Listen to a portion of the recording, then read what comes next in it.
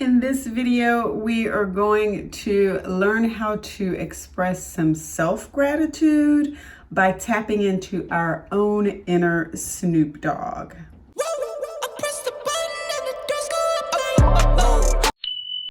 A few years ago, if you weren't paying attention, Snoop Dogg got a star on the Hollywood Walk of Fame. You guys, I think that's what it's called. Let me just double check 1 second. Yes, I got my facts right.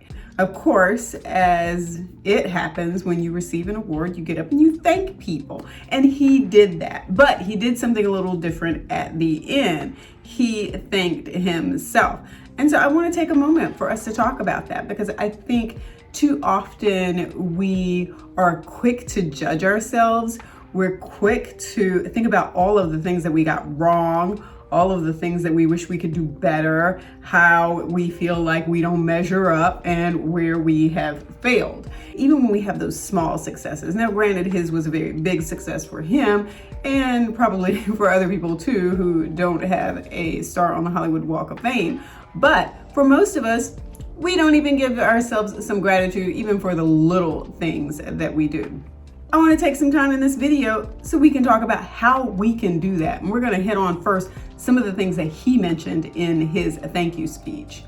And so that I don't forget anything, I did bring my handy dandy glasses with me, and I have my list on a pink Post-it.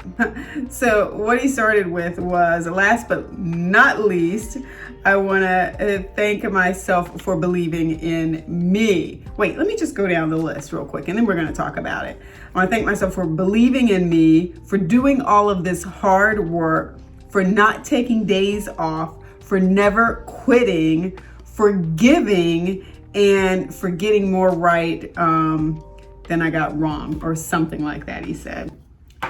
Okay, so now let's sort of go through those together. Another thing he talked about was thanking himself for not taking days off.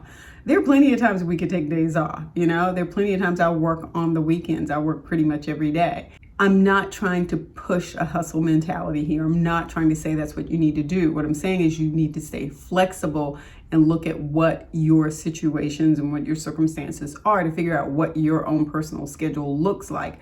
But what he was saying was he remained committed to his goal, to his plans, to his dreams, and he probably took some time off, but you know what I'm saying? Like, he didn't walk away from it and go take months off to go vacation wherever.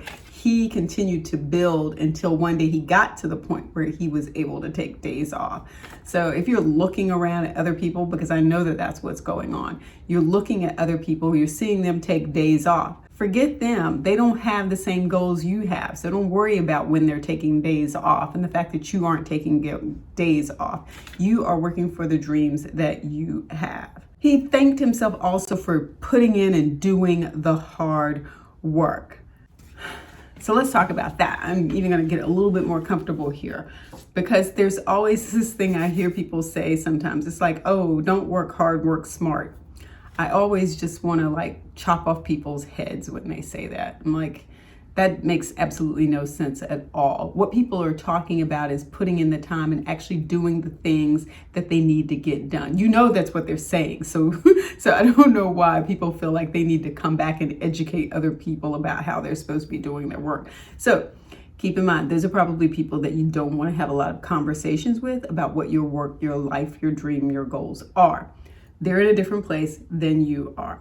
So let's go back to talking about what hard work means for you, because it means something different for everyone. You don't have to put in the number of hours of work. It could be that what you're doing is learning a new skill, and it is challenging or hard for you to come to terms with a lot of the new things that you have to learn.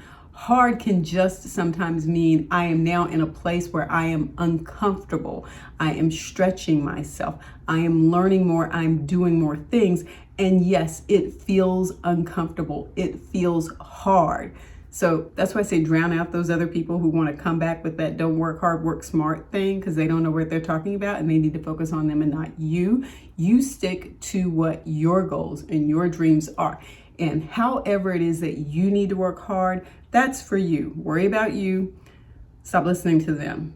I think he hit it right on the head when he said that, because I think people get confused and don't understand that if you want something, you're going to have to work for it. And you're probably going to have to work hard for it. And just to slip in my own personal story here, let me talk about studying for the bar for a second, because I am an attorney, and at one point in time I did go to law school and I did have to study to take the bar. Did I study smart? Yeah, but I studied hard. Like I had to put in the time, I had to put in the hours, I had to put in the work. That meant in some instances I was taking my Barbary, a study prep class to help you prepare for the bar. I was taking that class the first half of the day. And in some instances, I would get up and study before I went to the class.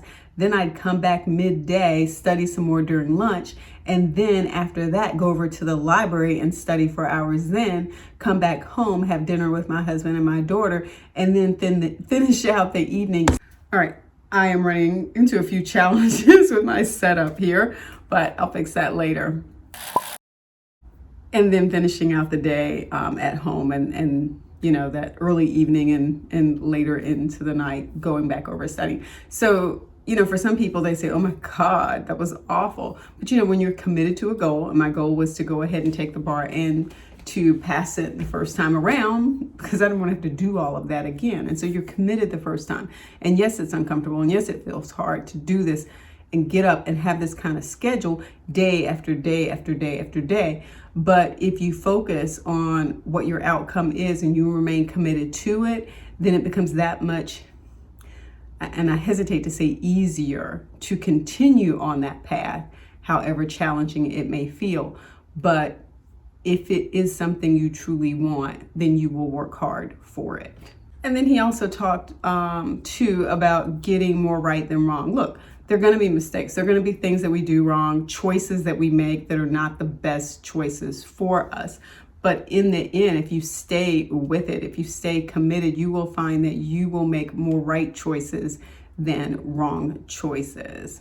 One of the other things that he talked about just in general was this idea of maintaining sort of this positive attitude and this productive lifestyle that kept him committed to his goals, and that now he was able to walk around as a peaceful man because he had reached some of the goals that he had wanted to reach, and he was able to leave behind some of the struggles and some of the challenges that he had had in the past. Now, everyone's going to have challenges and struggles, but you can, through the decisions that you make in your life and the things that you're committed to, determine what those challenges and what those struggles look like. It's all your decision. It's up to you. And that's what he was saying. He is now in a more peaceful place. Finally, I want to talk about this part where he talks about better rappers. You have probably heard this before too. It's something I think that I also heard Serena and Venus Williams' father talk about, and that is he wanted his daughters to play people who were at a higher caliber, who had more skills, people who would make their game better because they would push them harder. Snoop Dogg sort of said the same thing. He talked about rapping against better rappers. He said better rappers made me who I am.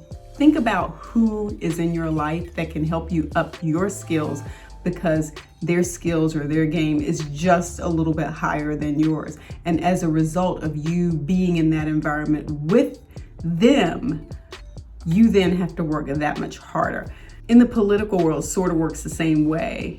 When you run for an elective office and you don't have any competition, then you're sort of just competing with yourself every day, you know, where you are. You're the one pushing yourself. There might be people or organizations out in the community, you know, that challenge you and force you to up your game some. But when you have a strong challenger, someone who you know maybe they can write better than you, they can speak better than you, they have a whole lot more experience and more ideas, it forces you to up your game some. In the end, you become better because of it. You sit down and you look at the things that you need to work on, your strengths, not necessarily your weaknesses, your strengths and how you can use those to make you better. So when Snoop Dogg talked about rapping against better rappers and how they made him who he is now, they made him a better rapper. That's one of those things that you can take away from his speech also. So that is it. I hope you got something out of this video. I think that was probably one of the coolest thank you speeches that I've ever heard. You know, thank you speeches always thank all of these other people, but we don't really hear people talk about what they, you know, went through to get to where they are, and just really thanking themselves for doing the work that enabled them to get there. So don't forget that. If you have not subscribed, go ahead and subscribe. Mwah. Peace.